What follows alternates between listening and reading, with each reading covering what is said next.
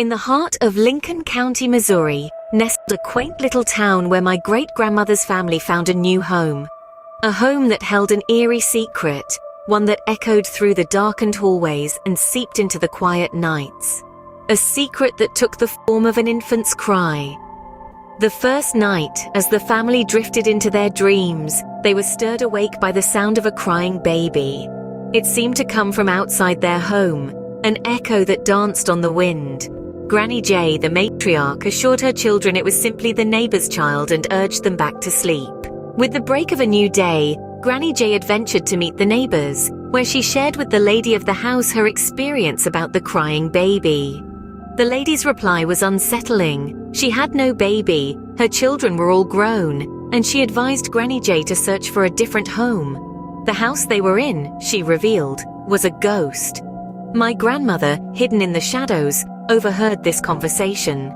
She stayed quiet, not wanting to instill fear in her siblings. The phantom cries persisted, sporadic yet frequent enough to linger in their memories. A month later, a storm rolled through, its thunderous roars and howling winds providing a backdrop to a late night of card games. A sudden deafening crash shook the house. The culprit, a fallen oak tree in their backyard. The next day, the men of the neighborhood helped to dismantle the fallen giant. It was then they discovered a small box nestled within the tree's roots. The box held a heart-wrenching secret, the skeleton of an infant swathed in an aged cloth dressed in a faded white dress. The sheriff, called to the scene, was puzzled. The child had been there for at least 50 years. He suggested a proper burial, a chance for the unknown infant to finally rest in peace.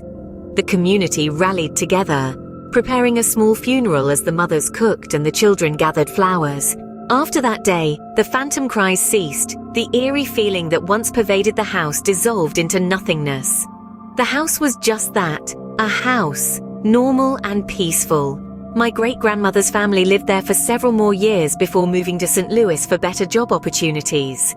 Granny J always believed the crying baby just wanted to be acknowledged, to be found. And found it was, finally granted the peace it had long been denied.